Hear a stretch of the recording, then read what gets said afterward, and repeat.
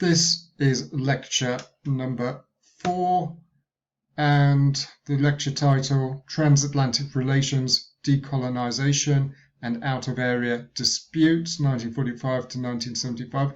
I'm going to try and give a very quick summation. I'm not going to spend the full 90 minutes, which we would have had in class. But really, I just want to draw out one or two key points which I think are going to be of interest to us. Before I start, I should point you to the reading list, and I'm going to send a link to one particular reading which I think is quite useful. I've just read it again myself. It's been a few years since I last actually looked at it, and yeah, it reminded me that I think it's a really interesting text.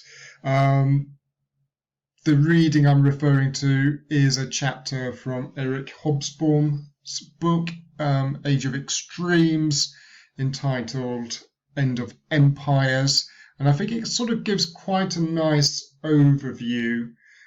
Should be said, Hobsbawm actually is a Marxist historian. So he has, I think, quite an interesting take. And the chapter really sort of covers quite a wide period, quite a lengthy period. So it just talks a little bit about the situation in various European colonies in the pre-war era and starts to trace, I suppose, the roots of the collapse of empires. And then towards the end of the chapter, he sort of discusses the main developments post-1945. And I think that's correct. And I'm going to do something similar today. I mean, I'm conscious that for our purposes, we're interested in the post-Second World War period, but you can't really talk about events post-1945 without at least paying some attention to what was happening in the colonies pre-Second World War. In fact, when I was a teaching assistant at my old university during my doctoral studies, I taught on a course conducted by one of my old professors, Ian Clark. And part of the course was this idea of crisis of empire. And although the course sort of concluded in Second World War, essentially what that part of the course was discussing was this sort of growing sense of crisis, this idea that European empires, particularly the British, to some extent the French as well, were becoming under particular strain even before the Second World War actually broke out.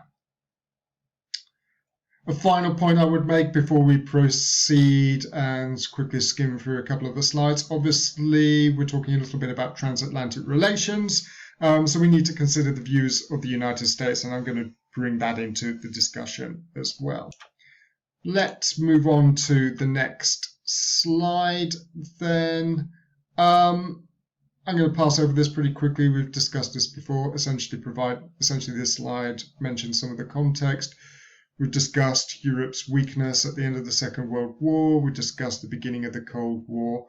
Well, the third point, I'll put my cursor over it. Third point, though, is that for the Europeans, or at least some of the Europeans, the fact that they still had overseas possessions, the fact that they still had colonies, this allowed them to believe that they still had some kind of claim to great power status, or at the very least that they could in some way recover, could actually come back, if you like, could achieve once again great power status at the end of the Second World War.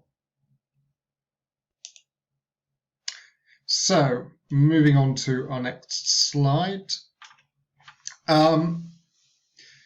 The first thing to note that I think all the main European powers which still had empires post-1945, all of them attempted, at least initially, to regain control over the colonial possessions. Some were slightly more successful than others, although ultimately all of them had to relinquish most of their territories by the 1960s and certainly by the 1970s. This slide here mentions that, for some Europeans, they had no choice. Those on the losing side of the Second World War, I say Europeans, but I mentioned Japan as well, which obviously lost its possessions in East Asia, notably Korea. But we could add Italy to the list as well. Germany, of course, lost its colonies at the end of the First World War. So Germany in the 1920s and 1930s was no longer an imperial power. The two big imperial powers, though, the two European countries which still had large empires in 1945 were that of Britain and France. Obviously, Britain is the country that I know most about, so we'll be spending quite a lot of attention on the British. But it's important to note that France, and we will talk about France as well, also had a fairly large overseas empire. So we will come back to that in a moment. Okay, next couple of slides talk in general terms about reasons for decolonization. When I think about it, I tend to group the various reasons which historians have put forward into two categories. They're not actually entirely, I would say the two categories sort of overlap in some ways, so they're not entirely distinct, but nonetheless, I think in my own mind, at least, this is tend to how I divide the various causes which have been put forward. The first are material reasons for decolonization, and these are usually grounded in the argument that the Europeans have to relinquish their empires because of economic weakness. Historians would point to the impact of the Second World War, which we talked about, but other factors as well. War encourages a process of economic development in the colonies. This is obviously the second point here. I don't want to labour this point, but I think the Hobsbawm chapter and various other readings make this argument clear.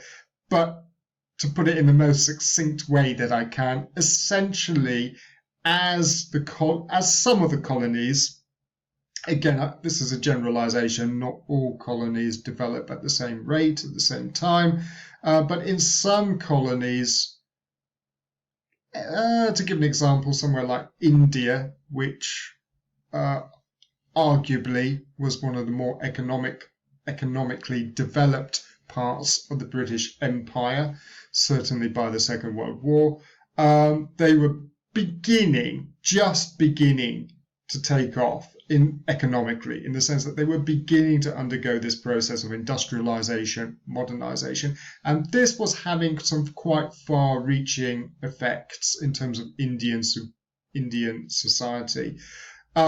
Again, I don't want to exaggerate. India in World War II, 1945, was a predominantly peasant society. Nonetheless, you do see the beginnings of an Indian working class as the country begins to industrialize. And there was an even smaller, and again, we're talking about a tiny percentage of the Indian population, but there was the beginnings of an educated Indian middle class. And it's no accident that the original leaders of the Indian national movement, Congress, people like Mahatma Gandhi, India's first Prime Minister, Nehru, it's no accident that these were the people who came from, their own origins were part of the Indian middle class. These were educated Indians. Nehru had studied at Oxford, Mahatma Gandhi had actually trained to be a lawyer in London's Inns of Courts, and as I say, they're the figures that were emerging. Another point I would make is that imperial policing, this is obviously the third point on the slide here, imperial policing in far-flung corners of the world were becoming increasingly difficult for the Europeans, especially the British. So as I say, material reasons, largely, as I say, based on the Europeans' economic weakness, as well as changes within the economies of their various colonial possessions. Added to that, I think there are non-material reasons for decolonization. So, reasons based on ideology, ideas, identity, things like that. So in some ways you could argue this might be a more sort of constructivist view. As I say, I don't think the two can be easily separated, the material from the non-material. One point we've mentioned before is that the Second World War was an extremely ideological conflict. We talked about this sort of triangular struggle between liberal democracy on the one hand, fascism on the other, and communism, if you like, on the third point of this triangle. Again, we mentioned when we talked a little bit about planning for the post-war world, during the war, various manifestos, blueprints are presented, and you have documents like the Atlantic Charter, which effectively call for self-determination. So when Churchill and Roosevelt signed this document in, when is it, summer, I can't remember the exact, I think August 1941, the British and the Americans have two rather distinct views about the Atlantic Charter. When Roosevelt calls for self-determination, he views that as a global project. In contrast, when Churchill signs it, he's very clear that the Atlantic Charter applies only to Europe, that it does not apply to the British Empire. So immediately there's a British and American clash over that. The trouble for Churchill, of course, though, while he might want to delimit the implications of the Atlantic Charter, there are plenty of other people who basically have a much more universal view of the principles in it, in that they think that this is something that this can be applied worldwide. Added to that, we have what today I suppose we might describe as globalization, in the sense that liberal ideas, not just liberal ideas, but actually European ideological values or European ideologies, I suppose, begin to spread into the colonies themselves. So you have ideas such as liberalism, but you also have ideas such as socialism and communism. In fact, the communist movement begins to increase in influence in various European colonies, particularly, it has to be said, in Asia.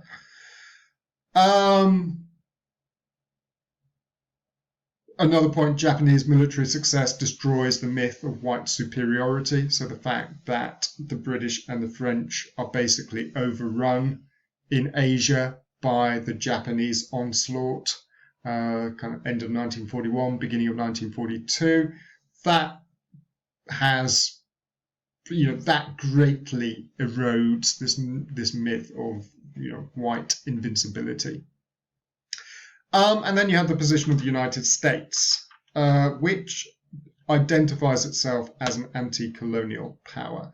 I'm going to pass over the next couple of slides because it goes back to Wilson and Versailles, which is sort of is interesting. And if I was in a classroom, I might make these points, but I'm going to sort of move over them just to point out, as I say, that anti-colonialism was quite an important element in American identity.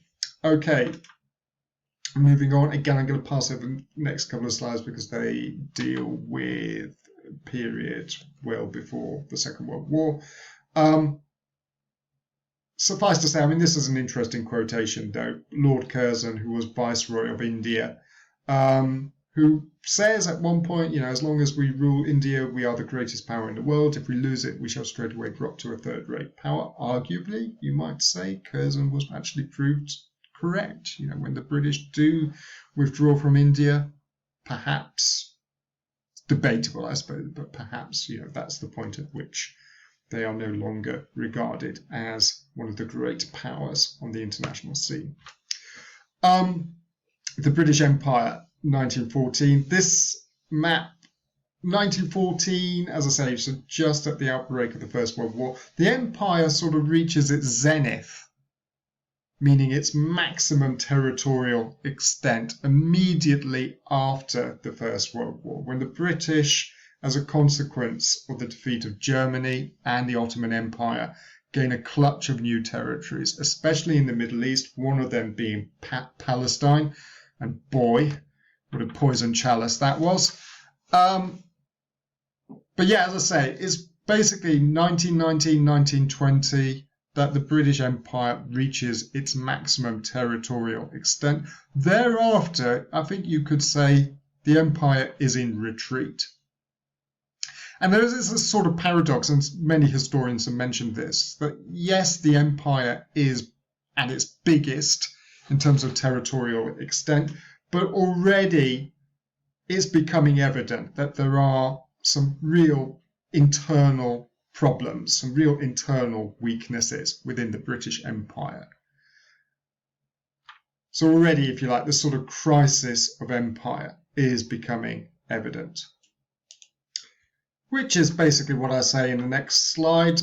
Looking at the interwar period, again, I'm not going to labour this point, but the main areas of difficulty for the British, at least, are India, Palestine, and Egypt. In each of these colonies, the British are facing quite powerful nationalist movements who are asking, at a minimum, for a greater level of self-government. Indeed, by the mid to late 1930s, many of them were calling for outright independence. The British respond, in the case of Egypt and India, by conferring a degree of self-government. In Palestine, there's an attempt to reach what today I suppose we would call a two-state solution. You know, the British basically put forward proposals to partition Palestine, create a Jewish state and a Palestinian state. But then, as now, you know, none of these proposals proved to be particularly satisfactory for either side in the dispute. Then the Second World War breaks out, and the British and the Americans find themselves fighting together. But again, as I've already alluded to when I referred to the Atlantic Charter, it's becoming quite clear that there is growing conflict, I think that's probably the right word, but that the British and the Americans are having an increasingly contentious relationship when it comes to the future of the British Empire. There's a great quotation, I think I took this from the Mazover's book, but a great quotation from Life magazine in 1942. One thing we are not fighting for is to hold the British Empire together in the light of what you are doing in India. How do you expect us to talk about principles and look our soldiers in the eye? Except I just noticed that I have misspelt R. I'll try and correct that.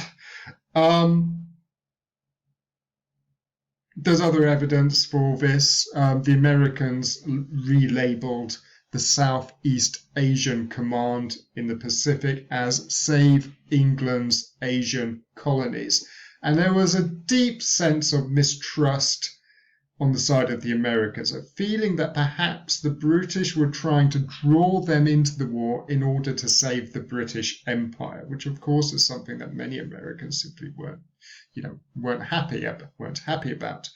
Roosevelt also made it clear during the course of the war that he favored Indian independence once the war had come to an end. In his memoirs, Churchill says that on one occasion, only on one occasion, did Roosevelt raise the issue directly with the British Prime Minister. Churchill says in his memoirs that he reacted so strongly that Roosevelt did not raise it again for the rest of the war. Well, Roosevelt might not have raised it directly with Churchill, but he was certainly raising it with plenty of other people. And essentially, as I said, making it clear that he felt that India, once the war had come to an end, should be granted independence. Should be said, on the point, on American attitudes here, which are, ostensibly are very liberal. On the other hand, the British could point back towards the Americans and essentially say, hang on, aren't you being rather hypocritical here? Because the one thing that the British didn't have, they might have had colonies, but the one thing the British didn't have was segregation. Which, of course, in the South, in the United States, and also in the American military during the Second World War, segregation was very much apparent. And that, at times, caused issues for the British as well. When American GIs, when American soldiers begin deploying in Britain, 1942, 1943, American military basically said to the British, we want segregation. We want to ensure that black American soldiers aren't allowed into certain cafes or restaurants. These should be reserved purely for white soldiers or white officers. And the British sort of respond, well, hang on a minute, that's not our tradition. That's not something that that's not something that we do. So there is, as I said, an element of American hypocrisy. Nonetheless, as I say, it's becoming clear that the Americans favour a certain, favour a British withdrawal from their empires. Not just the British, of course, but the French and other Europeans as well. This, as I say, clashes with Churchill. Churchill, a die-hard imperialist, and as this quotation makes clear, 1942, have not become the King's first minister in order to preside over the liquidation of the British Empire. Well, Churchill might not have wanted to preside over the liquidation, but eventually that's pretty much what happens. I mean, Churchill's not in power after 1945, but although he comes back in the 50s, he has a second government from 1951 to 1955, in which this process of decolonization continues. So Churchill, as I say, Churchill an imperialist, but even he, when it comes to it, can do very little to resist the overall trend. Okay, the war comes to an end then. And interestingly, the first major possession to be granted independence on the part of the British, and it should be said that Britain is really the first European country which gets the ball rolling in terms of this process of decolonization. So it's the British who are the first to begin this process of decolonization. And surprisingly, it's India, which is the first colonial possession to be granted independence. I say surprisingly because India historically had been regarded as being the jewel of the crown in the British Empire. I mentioned Curzon a moment ago, talking about India's importance. Yet despite this huge attachment to India, when it comes to it, in 1947, the British grant India independence. Now, the story is very long and very complicated. If you're interested, I would encourage you to read around it, and I can only summarize very briefly now, the main developments. But a couple of important things to know. One, as I mentioned a moment ago, Churchill is kicked out of office in 1945. So despite having won the war, the British people decide summer of 1945 that they want a Labour government, that they want a socialist government. So it is actually Labour, the Labour Party, the Labour Prime Minister, Clement Attlee, and his government that make the main decisions with regard to India. And Labour is a socialist party, so it's anti-colonial in its ideology. Now, again, I don't want to stress this point too much because I think when Labour comes into government in 1945, there are very few people, at least at the most senior echelons in the government, who are seriously thinking about embarking upon this process of decolonization. So I don't think they come in with a blueprint of withdrawing from their overseas possessions. I do think it's important, though, that when they recognize that this is something that is going to have to happen, when the sort of economic and political realities become clear, I think psychologically it's a lot easier for Labour to let go. I suspect had Churchill still been Prime Minister in 1946, 1947, he would have resisted for much, much longer the idea that India or other colonies should be granted independence. As I say, I think in the Labour Party psychologically find it much easier to kind of cope with this idea of giving independence to those colonial possessions. Labour decides to appoint Lord Mountbatten, a really interesting figure. And if you watch the Netflix series The Crown, he's he's quite a prominent character within that.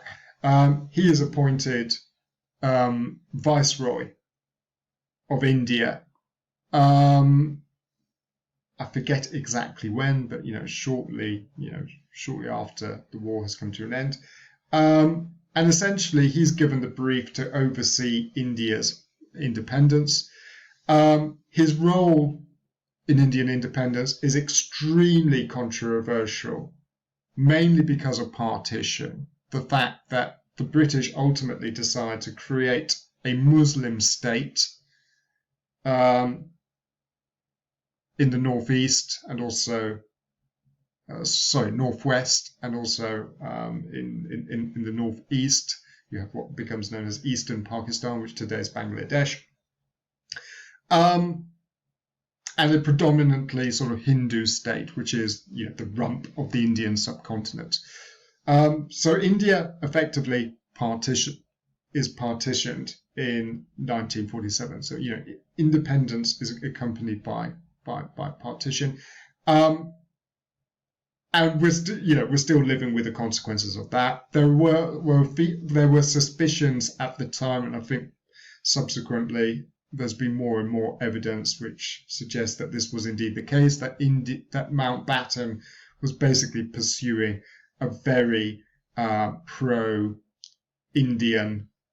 as opposed to pro-Pakistani, pro-Indian policy when it came to the issue of partition. That the frontiers, when they were drawn up, very much favoured India, and that has led to a sort of long-running dispute between India and Pakistan to this day. One of the things I usually I like to joke about, but one of the things I tend to point out, that if you look at virtually every long-running dispute between states today, whether it's India, Pakistan, or between Israel and the Palestinians, or indeed Ireland, you can usually trace these back to Britain in one shape, in one form or another. And as I say, if you look at the current problems today between India and Pakistan, a lot of this, in fact, virtually all of it, arises out of the way independence was conferred upon India. Mountbatten basically also announces a date. He says that the British will be out of India by the 15th of August 1947. Why the 15th of August 1947? Because it's the 2-year anniversary of the Japanese surrender in 1945. There was no more logic to it than that. Essentially, though, basically Mountbatten tells the Hindus and the Muslims in India that we are going to be leaving come what may, which indeed is what happens. The British basically withdraw. And independence, as I say on the final point on the slide there, is accompanied by massacres and population displacement. Nobody's quite sure how many people are killed immediately when the British leave. But there are various estimates running from tens of thousands, hundreds of thousands, some even suggest millions of people die. So it is a very, very messy end to British rule in India.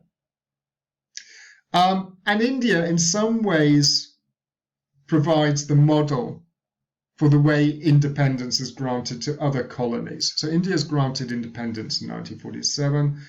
Palestine, there's a very similar story in 1948 in which the British effectively announced that they are going to withdraw from Palestine. They do. A Jewish state is immediately proclaimed, the state of Israel, which immediately results in the first of what was to prove to be a succession of Arab-Israeli wars in 1948, and again, there's fighting, massacres, all the rest of it. So again, British rule in Palestine comes to a fairly messy end, similar to the situation in India the previous year. the British withdraw from Burma. Burma notable in that, unlike India in 1949, Burma decides that it will not become a member of the British Commonwealth. The Burmese nationalist movement were very, very anti-British in 1949. It's also worth noting that the first colonies to be granted independence are in Asia. And again, I think that reflects the fact that Asia, in many ways, the Asian colonies in the British Empire, in many ways more economically and also, I think, politically more developed than in other parts of the empire. The African colonies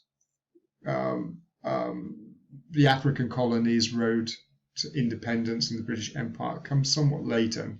I mentioned Ghana, 1957, Nigeria, 1960. Ultimately, the British attempt to establish a Commonwealth. The hope is that the Commonwealth will actually prove to be a sort of British-led confederation, although it never really lives up to British expectations. It never really becomes, a kind of close-knit network of states. Of course, late 1940s is also the moment where the Cold War begins to crystallize. And that becomes an important factor because, as I say on the first point there, many of the nationalist movements in Asia and elsewhere have communist sympathies. And that obviously has a bearing on American attitudes towards European overseas possessions. Initially, as we've noted, during the Second World War, immediately after the Second World War, the Americans are very much in favor of the British and the French and other Europeans withdrawing from their overseas territories, colonies. As the Cold War begins to crystallize and then intensify, the Americans begin to reconsider their attitude towards European overseas empires. Particularly, as I say, after this policy of containment begins to take shape. Late 1940s, and especially, I think, with the outbreak of the Korean War, that does very much lead to a re-evaluation on the part of the Americans. Essentially, and I think a couple of the readings sort of say this, Louise, I think, makes this point, probably Lundestad as well. Essentially, the American attitude becomes one of moderation, I suppose, when it comes to the idea of European decolonization. Essentially, the Americans decide that they don't want to press the Europeans too hard, and that as long as the Europeans are sort of moving in the right direction, or at least notionally claiming that at some point in the future they will grant independence to their colonies, the Americans are broadly satisfied. What they don't want, of course, is communist governments coming to power in those colonies which are granted independence. So, of course, they are reasonably supportive when the British fight what turns out to be a fairly successful counterinsurgency campaign against communist forces in Malaya in 1950s. In some ways, it becomes the blueprint for American involvement in Vietnam. A few years later, obviously, the Americans much less successful there than the British were in Malaya in the 1950s. And then the spectre of communism becomes quite an important factor when we consider French decolonization. French decolonization proceeds in some ways quite similar to that of the British, at least in regard to sort of North Africa and the Middle East in the early 50s. But the French run into difficulties in two big colonies. One is Indochina, which today is Vietnam, Cambodia, and Laos, and the other is in Algeria. The problem with both of these colonies is that they contained large white French-speaking settler populations who were very, very committed to staying as part of the French Empire. There was a lot of discussion of Algeria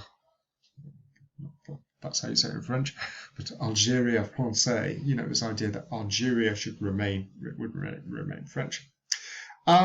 American attitudes towards the French also sort of are kind of changed quite dramatically. Roosevelt during the war is insistent that the French can't possibly reclaim their colonies once the war has come to an end. Ultimately, though, the French do return to Indochina. They're granted some assistance from the British. By the late 1940s, as the Cold War is beginning to intensify, the Americans basically perform a volte-face and decide that actually, yes, they want the French to stay. They want the French to fight the communist insurgency in Indochina, and indeed the Americans are willing to pay for it. Effectively, the Americans start bankrolling the French war effort in Indochina. In fact, France receives more in financial assistance from the United States in terms of financial support for its military operations than it does in Marshall aid. So that's a reflection of Washington's commitment to keeping the French in the war. The trouble, though, is that the French war effort ends in disaster at a place called Dien Bien Phu in 1954. It's a massive French defeat, and ultimately the French have to withdraw. Just as a side note, there is an interesting debate among the American military in 1954 as to whether or not they should actually intervene in Indochina in order to effectively rescue the French. The debate proceeds, but ultimately the American military decide that they really do not want to be drawn into a ground war in Indochina. The American military very wisely in 1954 decide that this is not a good place to fight. That obviously is pretty poignant because a few years later, their successors adopt a much less wise policy, if I can put it that way, and obviously the Americans eventually are drawn into a conflict. Anyway, after Dien Bien Phu, a diplomatic settlement is reached in Geneva in 1954, whereby they decide that Indochina will actually be divided, or the various parts of Indochina will be divided, especially Vietnam. There will be a northern Vietnamese state run by the communists, a southern non-communist state. But what ultimately happens, of course, is that there is growing conflict between the two sides. A communist insurgency begins to take off in the south, gets a lot of support from the north, and ultimately, as I say, the Americans are drawn into the conflict. First, Eisenhower and then Kennedy decide to send military advisors to Vietnam. After Kennedy's death, 1964-65, President Johnson decides to commit American military forces on a massive scale to Vietnam to fight the war there, which of course goes very badly for the United States and ultimately ends in America's withdrawal from Vietnam in 1975. In the case of Algeria, the Cold War is less of a factor in the sense that the French are not fighting communists in Algeria, but rather kind of nationalists and Muslims who basically just want the French out. But Algeria has a very, very sort of destabilizing effect on French politics.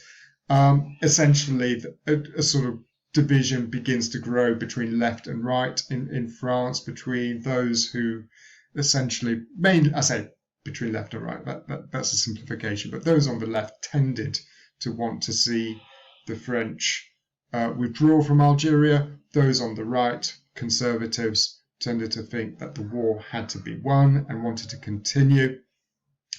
And it develops into a crisis which brings France virtually to the point of civil war.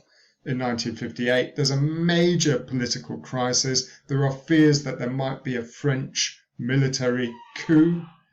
that the military might take over in France. Again, this is 1958. France is now a member of the European community. It's almost impossible to envisage now. But the French president decides the only way out of this crisis is to invite General de Gaulle, who had previously been Prime Minister of France immediately after the Second World War, but had then retired, but who nonetheless had been quite an important figure on the French political scene in the 50s. De Gaulle is invited to form a government. He does so on the condition, I think we've mentioned this before, but de Gaulle does so on the condition that he's allowed to rewrite the French constitution. The Fifth Republic is proclaimed. De Gaulle becomes president. And then, to many people's surprise, not least those on the conservative right, he basically decides that France has to withdraw from Algeria. It's a very kind of protracted process. Having recently read a biography of de Gaulle, I mean, one of the things that comes through is that de Gaulle, he was not decisive on this point, but essentially, though, he decides to allow events to some extent to take their course before finally deciding that yes, France will have to withdraw, which leads to a massive sort of political backlash on some parts of the French right. A lot of people in the French military or former French military view this as betrayal. There are plots to assassinate de Gaulle. If you read Frederick Forsyth's novel, or if you see the film *The Day of the Jackal*, it's all based around these sorts of events. But nonetheless, France, after, I should say, I mean, I probably didn't make this point earlier, but the war in Algeria is pretty nasty.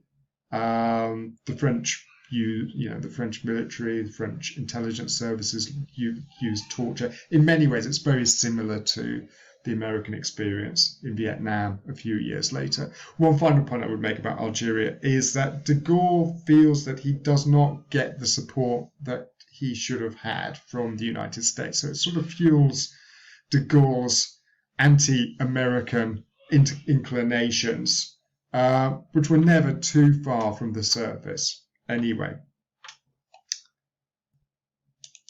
So yeah, as I say, Indochina, Algeria become the two major problems for the French, drawn into two very nasty wars, both, as I say, end in France withdrawing pretty ignominiously.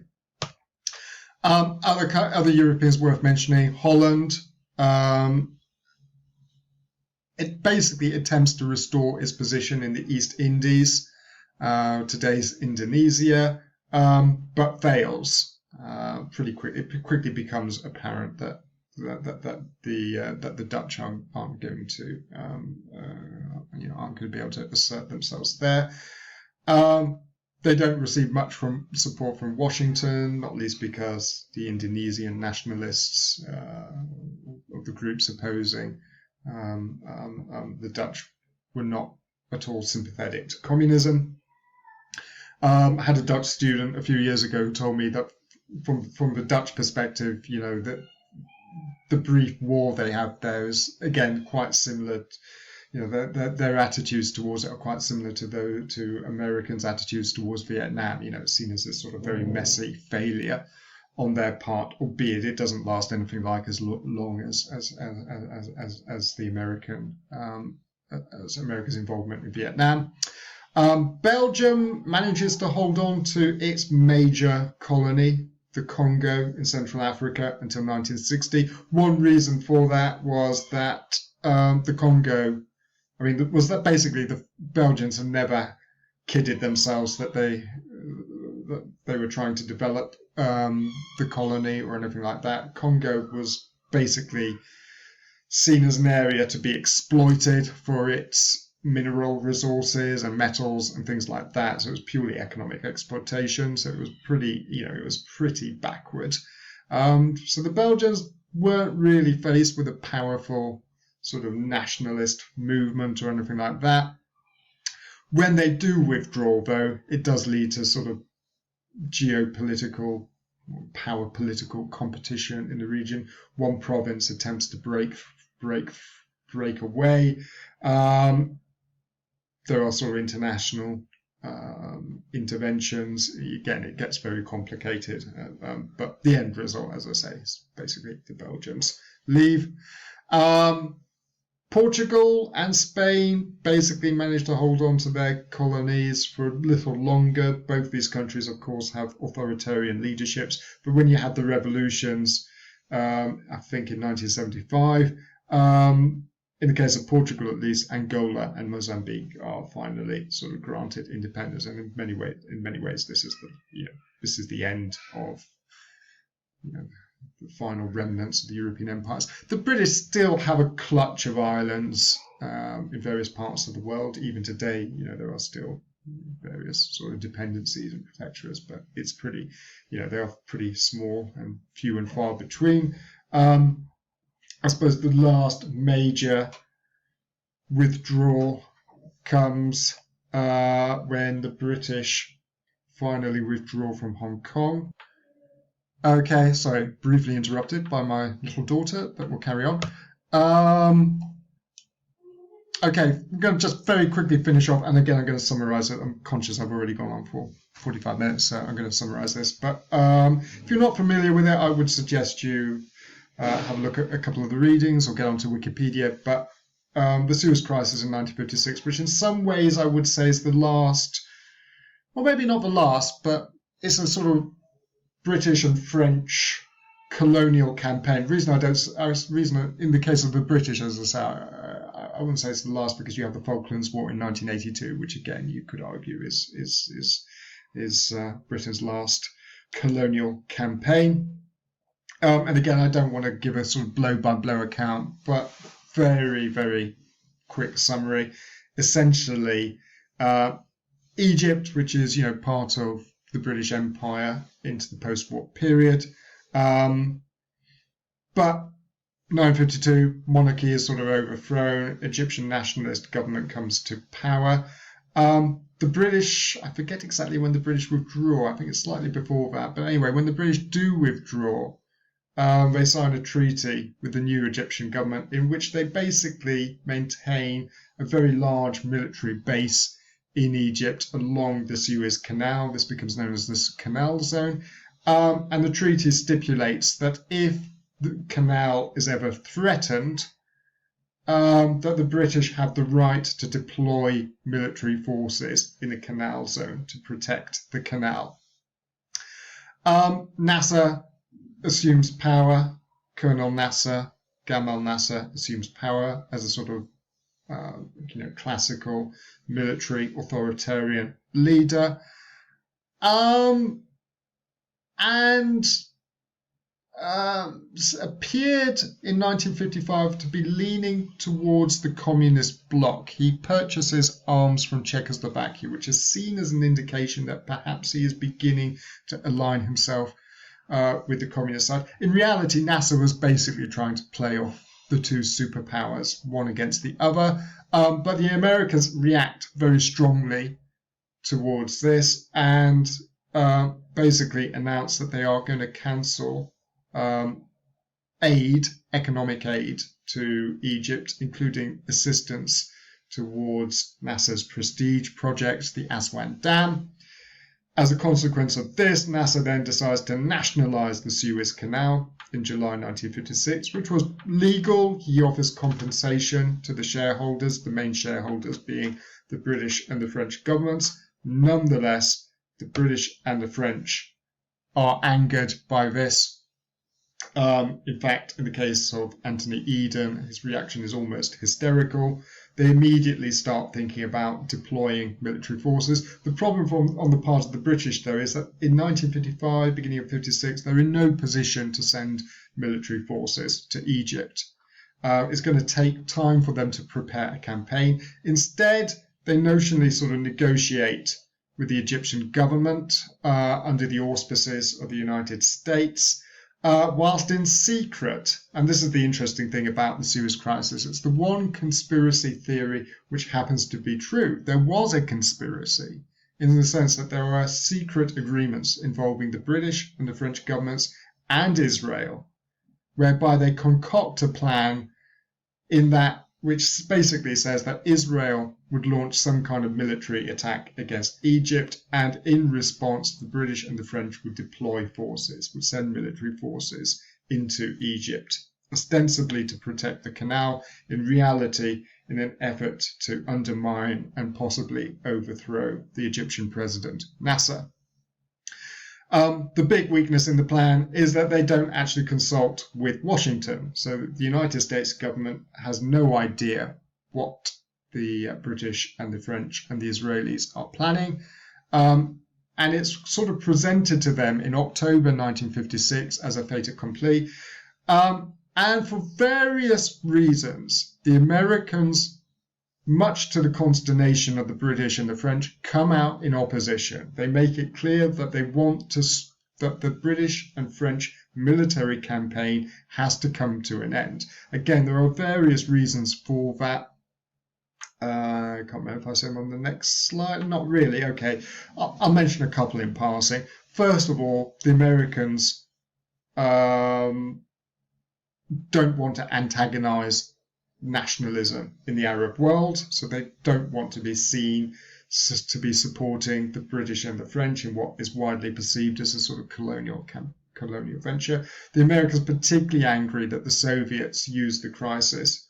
The Soviets attempt to exploit the crisis in an effort to try and increase their influence in the region. Khrushchev threatens to launch nuclear missiles against Britain and France if they don't desist. Is also, as I say, October, November 1956 is a presidential election year, so Eisenhower was standing for re-election, and again, very angry that suddenly this crisis blows up right in the middle of this election. And another factor is that around the same time, the Soviets are experiencing problems in Hungary, which ultimately culminates in a full-blooded invasion of Hungary, pitched battles on the streets of Budapest, which potentially could have been a major propaganda coup for the Westerns, for the West, but is completely overshadowed by what is happening in Egypt at that time. And again, the Americans, resent this. As I say, that the world's gaze has been drawn away from events in Middle East. So for all these various reasons, as I say, Washington comes out. They say they will table a UN Security Council resolution, which ultimately the British and the French veto.